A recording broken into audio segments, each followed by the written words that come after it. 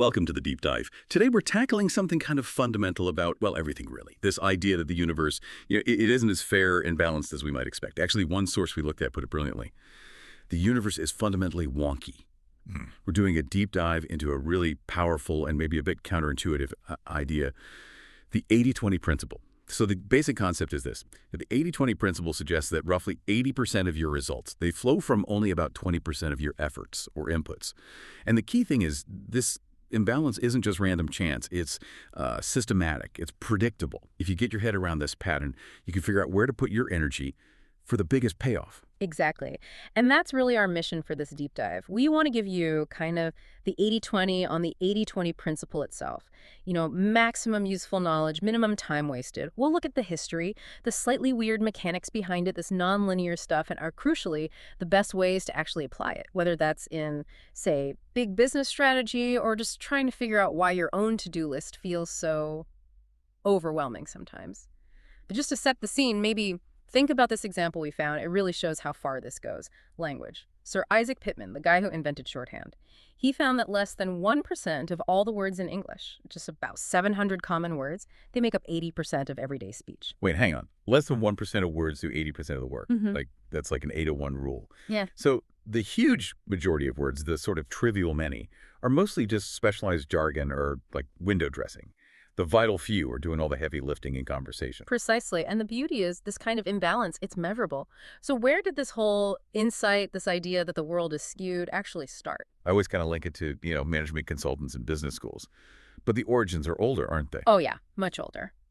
The pattern was first really documented back in 1897 by an Italian economist, Vilfredo Pareto. And he wasn't looking at business efficiency or anything like that. He was studying wealth distribution in Italy and other places. He basically noticed that a small chunk of the population consistently held most of the wealth, the majority of the money. Now, he didn't call it the 80-20 principle. That phrase came later. But he saw this inequality was, well, constant. It followed a predictable mathematical curve, a power law or logarithmic pattern, pretty much regardless of the country or the time period. Huh. That's fascinating. So it started with looking at like the fundamental structure of economic inequality. Yeah. But it needed someone else to take that observation and make it practical for, say, industry, right? Right. That bridge was really built by Joseph M. Juran. He was this major figure in quality control. So fast forward to around 1951, Juran takes Pareto's ideas and kind of rebrands them for manufacturing. He called it the rule of the vital few. And this became huge for the quality revolution, especially in Japan, actually. His insight was simple, but honestly revolutionary for the time. Stop trying to fix every single little defect. Instead, focus like a laser on the 20% of flaws that are causing 80% of the actual quality problems. Find the vital few causes. Okay, right. And once the quality folks showed how powerful this focus could be, finding that leverage point, I bet the tech world jumped on it pretty quickly for efficiency gains. Absolutely. IBM in the 1960s is the textbook example here. They crunched the numbers and found that their computers were spending 80% of their processing time executing just 20% of the operating system's code. It wasn't about needing more powerful hardware necessarily. It was about where the existing power was being spent. So they rewrote that critical 20% of code to be incredibly efficient. And boom, massive performance advantages over competitors. They leveraged the imbalance they found. Right. Which brings us to the core mechanism, doesn't it? Yeah. We're sort of trained, I think, to think linearly, put in twice the effort, get twice the result. But this whole principle screams nonlinearity, small things causing huge effects. Can you break down how that works? Why does this pattern keep popping up everywhere? Yeah, it often boils down to systems where, well, advantage breeds more advantage. Think about positive feedback loops. The source used a great analogy: goldfish in a pond. Let's say they all start out roughly the same size. But maybe a few are just slightly bigger, maybe just fractionally faster, bigger mouths. What happens? They get disproportionately more food. That tiny initial edge gets amplified. Over time, those few goldfish become way, way bigger than the rest. I see. So that's the mechanism behind things like the rich get richer, right? Yeah. Success attracts more resources, which makes further success even easier. It feeds back on itself. Exactly.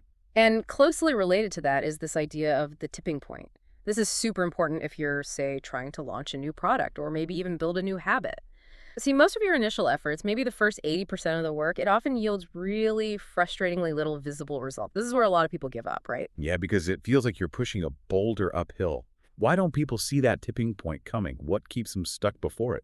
Because the payoff isn't steady, it isn't linear. You can pour in effort for ages and just see tiny incremental changes. But the tipping point, it's a concept borrowed from how epidemics spread. Actually, it's like this invisible threshold.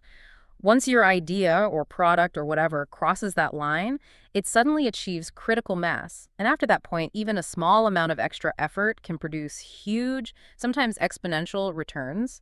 Knowing that most of the slog is just getting to that point, it stops you wasting energy on stuff that isn't moving you towards it. Okay, that really shifts how you'd think about measuring progress, doesn't it? Hmm. Not just day to day, but overall trajectory. So let's move this into the corporate world. This nonlinear thinking, it implies businesses should be laser focused on where the profits are coming from, right? Not just chasing sales volume, which is the easy linear thing to track. Oh, absolutely. Sales volume can be incredibly deceptive. We saw this great case study in the source material, Electronic Instruments, Inc. They did a deep dive into their own numbers, found that 3 product groups, let's call them A, B, and C, they only accounted for 20% of total sales revenue. Pretty small slice. But those same 3 groups generated 53% of the company's total profits.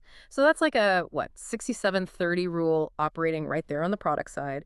And then they looked at customers, even more extreme. The top 25% of their customers, they were responsible for a staggering 88% of the company's entire profit. Wow, 88% from just a quarter of the customers. So, I mean, the strategy becomes pretty obvious then, doesn't it? You go all in finding more customers like the top 25%, the A and B type customers, and you maybe, well, you drastically cut back effort or even drop those segments that are losing you money or just breaking even.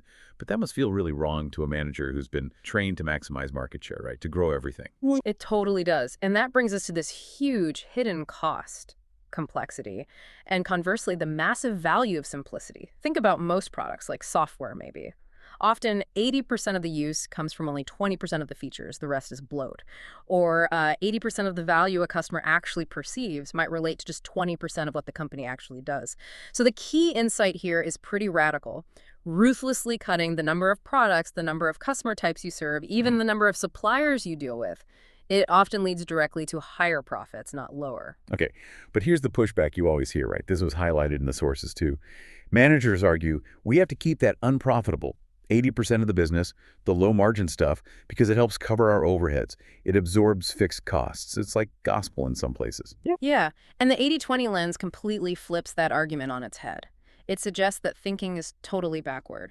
The argument is, it's often that unprofitable, complicated 80% of the business that actually necessitates the huge overheads in the first place. Think about it, the complex administration, the custom service requests, the management time dealing with problems. That all comes from the difficult, low-margin stuff. Wait, hang on. So you're saying the parts of the business that lose money are actually creating more work and demanding more fixed resources. It's not the profitable bit subsidizing the bad. It's often the other way around. If that company, Electronic Instruments, for example, only focused on its simple, super profitable 20%, those top customers buying those few profitable products, it could likely slash its overhead costs dramatically. Why? Because you eliminate all the complexity of the admin burden, the management headaches associated with servicing the loss-making long tail. They could potentially make the same profit or even more, but with way fewer staff, less inventory, simpler systems.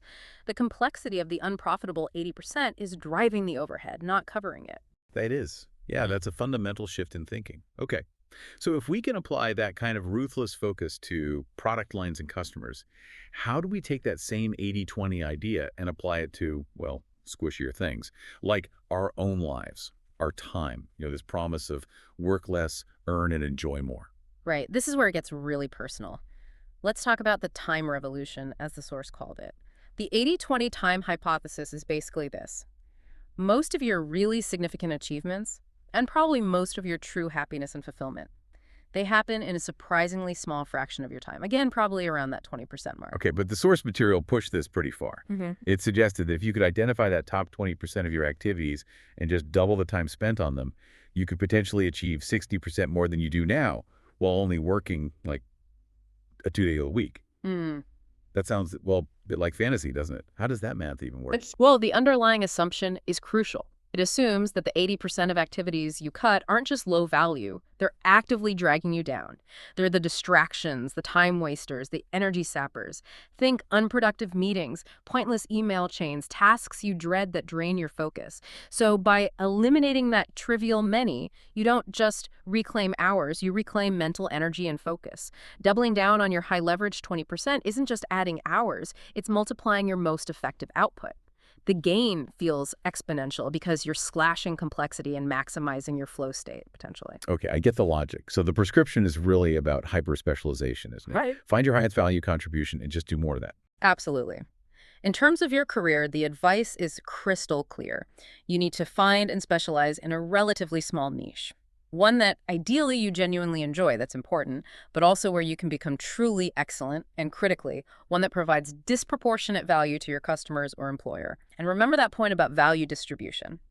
The principle suggests 80% of the real value created in almost any profession comes from the top 20% of the people doing it. Which implies that if you're one of those top performers, but you're working for someone else, you're probably being undervalued, right? Because your output isn't linear. Almost certainly, yes. You're likely underpaid relative to the massive value you're actually creating because traditional pay structures tend to average things out. They don't easily account for that nonlinear productivity.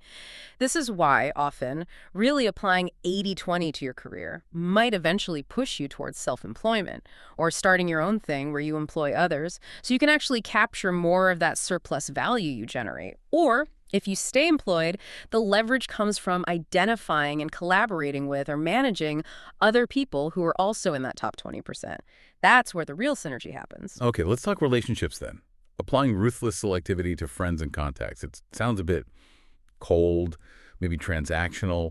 How do you do that without feeling like you're just, using people or cutting off potentially valuable connections just because they aren't top tier right now?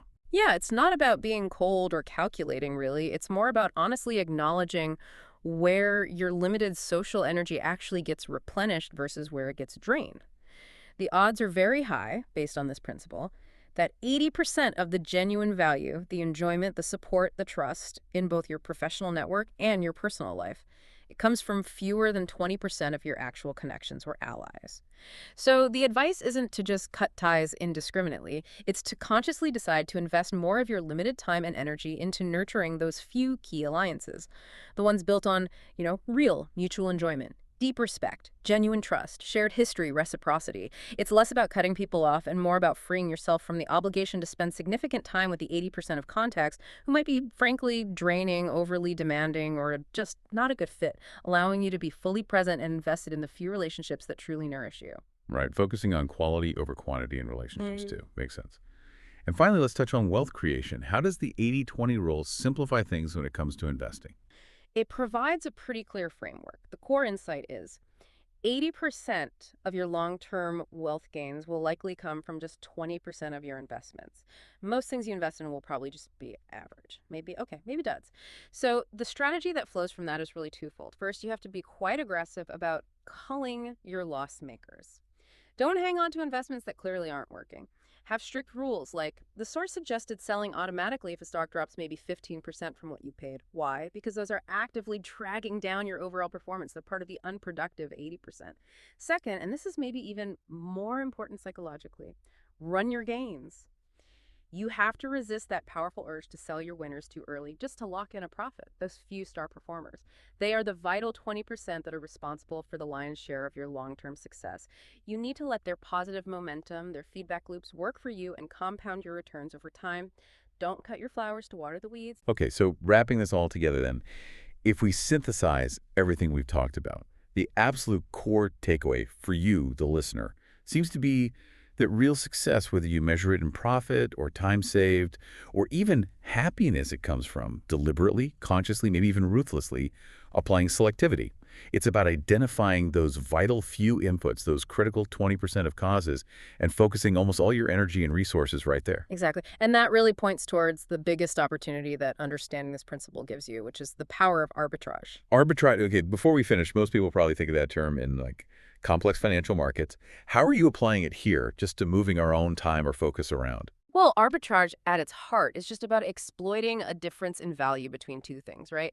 In the 80/20 world, that value discrepancy is massive. It's the gap between the incredibly high returns you get from your top 20% activities and the frustratingly low, maybe even negative returns from the bottom 80%.